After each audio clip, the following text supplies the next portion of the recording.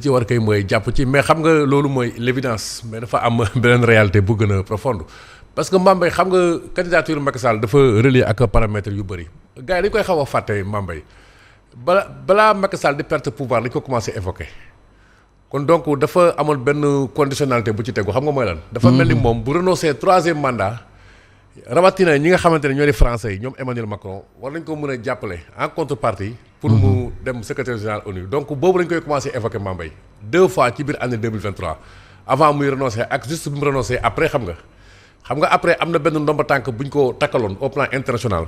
donc peut-être loolu daf koy préparer léegi moo tax ci xibaar yi ñu am ñun tey sax gis naa benn journal bind na ko mais français yi moom actuellement ils sont très actifs ci terrain bi waaw peut-être li ñu naan diplomatie de niche. mooy loo xam ne da nga koy def ci suuf. loolu la ñuy def mais actif nañ ci loolu ah. ba fàttali ko fan yee passé xam nga Macron amoon na audience war na rencontrer Bassirou Diomaye Faye en marge de rencontre francophonie bi amoon Kenya. gis na tam temps yooyu Macky Sall dans le cadre de li jëm ci candidature bi donc France mi ngi ciy jàpp américains yi tamit xam nga. waaw ñoom it ñu ngi waaw normalement en principe quoi. pourquoi parce que Donald Trump sax américains yi am nañ benn raison d'en vouloir à le concurrent de Macky Sall. donc ek tamit ni ñu meloon ak américains yi rek ah seen intérêt fii tam bu ñu ko fàtte quoi dafa am ñoom ay enjeux géostratégiques yu mag yoo xam ne américains yi tey am nañ ko ci zone bi d'autant plus que tey Russie yi ñi ngi avancé bu baax fii nii mais Russie yi Mame Mbaye Ndiaye. parce que semaine bee passée yàlla def na ci suñu page Facebook ñu bindoon benn article boobu loolu information bu ñu amoon la parce que Sergei Lavrov di ministre des affaires étrangères bu Russie demoon na Burundi donc man am na ay sources yu ma soufflé woon ne. bon peut-être ay agriculteurs yooyu def naa sax jox naa ko ci plateau bi dañuy waxtaan mais ci suuf y a la question de ces candidatures et que effectivement xam nga boo xoolee Macky Sall après dem na fa et cetera les pays arabes les pays du Golfe xam nga loolu lépp lan lay wane. c'est à l'image de la diplomatie sénégalaise. moo tax xam nga bi waa ji di jaxase rek xam nga lu bëri surtout ñoom d'abord Pastef ak notamment ki incarné Pastef. xam nga boo ñëwee mel ni Sénégal mosul am dara da nga bëgg a effacer lépp non xam nga da nga naan lii baax na lii bon na mais diplomatie nag dafa bokk loo xam ne di Sénégal mooy ay ngëneelu Sénégal depuis les indépendances ba tey loolu Senghor moom moo ko tracé Mame Mbaye moo tax ñu am jàmm ak dëkk yëpp mu tuddee ko la diplomatie des doubles reconnaissances ñun amuñ problème ak Russie amuñ problème ak américains yi amuñ problème ak français yi amuñ problème ak chinois yi amuñ problème ak arabes yi le meilleur soutien au peuple palestinien Sénégal moo ko apporté xam nga moo tax ñun lañ njëkk a jox commissariat pèlerinage à la Mecque ci Afrique subsaharienne et cetera. donc boo xoolee am na ñaari yoon ñu organiser sommet OCI dama la bëgg ne à chaque fois Sénégal bu laajee dafa am soutien du monde entier parce que dëkk la c'est le pays de la teranga boobu noonu diplomatie bi daf koy yee exprimer bu baax a baax donc moo tax xam nga bu ma gisee gars yi boobu noonu di teen defal man daf may jaaxal lii Bassirou Diomaye Faye def ba jiite CEDEAO général Birame Diop def ko moom itam jiite commission wu CEDEAO tey bu ñu amee Macky Sall à la tête de l'Organisation des Nations Unies ci jamono boo xam ne Afrique de l'Ouest tey bëri na ay périls ay terroristes et cetera man je crois que c'est tout bénéf et que Bassirou Diomaye Faye li leen doon xaar ci moom bon peut-être nag après on aura l'occasion de revenir sur les contreparties parce que fii bu ñu fi nekkee dañuy analyser quoi ñun duñu militant wu benn parti lan lañ ko defal ba mu def lii parce que affaire dafa mel ni Rocky dafa may affaire ci suuf non Rocky la bi ñu ko gisee diggante Abdou Diouf ak Abdoulaye Wade Abdoulaye dans un premier temps nanguwul soutenir candidature Abdou Diouf à la francophonie bi mu ko nangoo après Abdou Diouf sonal ko politiquement ndax lii tam dafay tekki ne Macky Sall tam après dafay am na lu ñu waxtaanee waaw Bassirou Diomaye Faye nee na am na lu muy def ci suuf ndax loolu muy def ci suuf bu dee am na daf koy bàyyi après politiquement Bassirou Diomaye Faye tam bon mu rouler kii quoi mu nekk en kii quoi voilà mu rouler en politique tout acte posé attend une contrepartie. très bien kon jot nañu ne kon lu ñu waxtaanee c'est un jeu d'intérêt la politique. ku si nekk da ci jéem a gis boppam. alors sama directeur ñu gis ne kon tey jii bu président Bassirou Diomaye jiite CEDEAO tey président Macky Sall mu am ndam ba jiite secrétaire général bu Nations Unies loolu lan la si Sénégal mën a tirer lan la ci mën a am.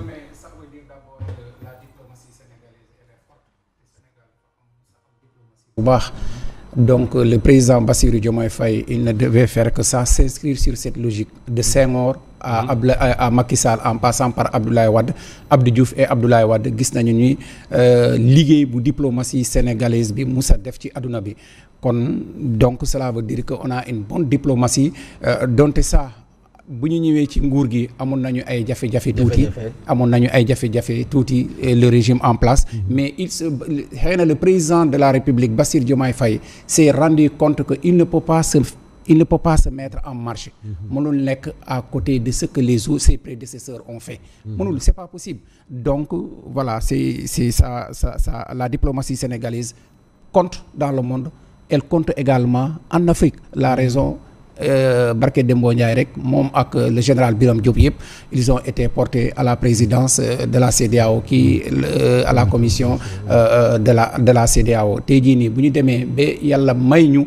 ndam, may Macky Sall ndam mu nekk secrétaire général des Nations Unies, mais c'est une victoire du Sénégal parce que toujours on dira que le secrétaire général des Nations Unies, le Sénégalais Macky Sall ndam la. Te loolu aussi ça pourra apporter Macky Sall ci boppam, il pourra aider le président de la République pour l'intérêt du Sénégal.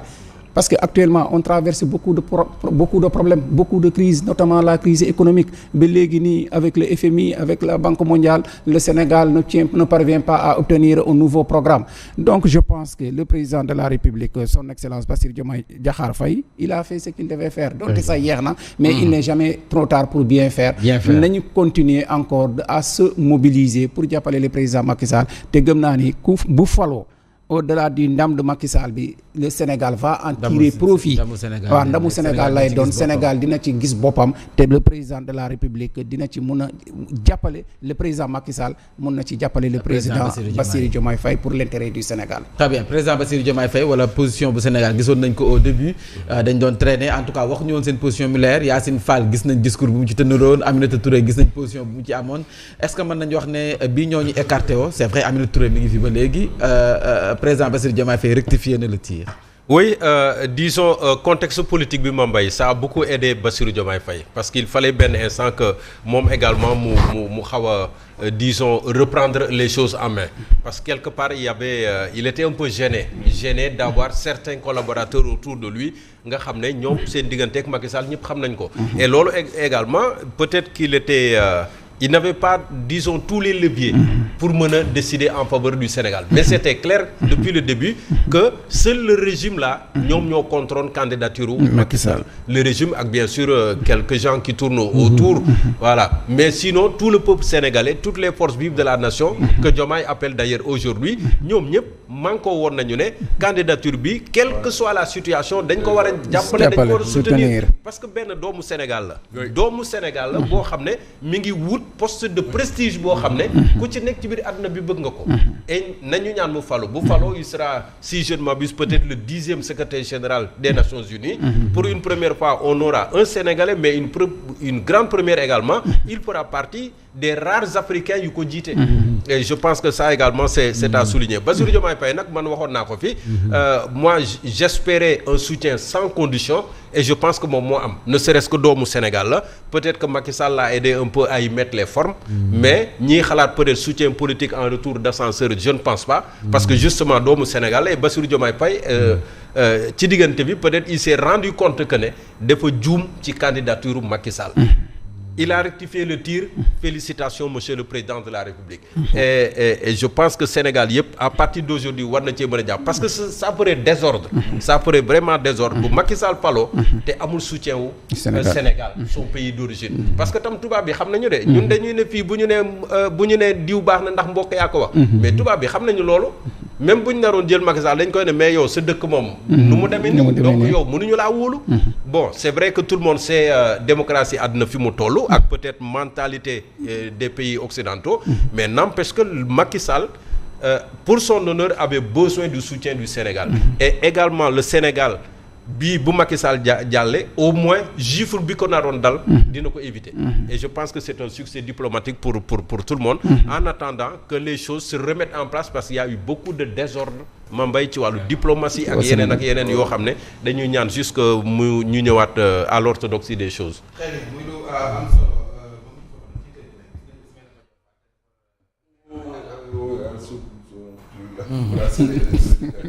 Il sera fixé sur son sort.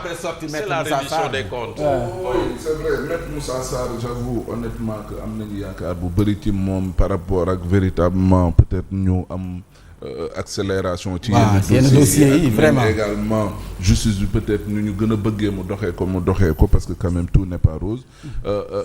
Ismaïla Madior Fall moi je ne comprends pas lan lañ ko téye. et puis nga mettre ko sous bracelet électronique assignation à domicile pour un grand constitutionnaliste comme lui quand même man jàpp naa ne c'est vrai que c'est un justiciable mais am na ci boo xoolee ba ci biir dossier bi tu te rends compte que c'est un dossier vide en réalité.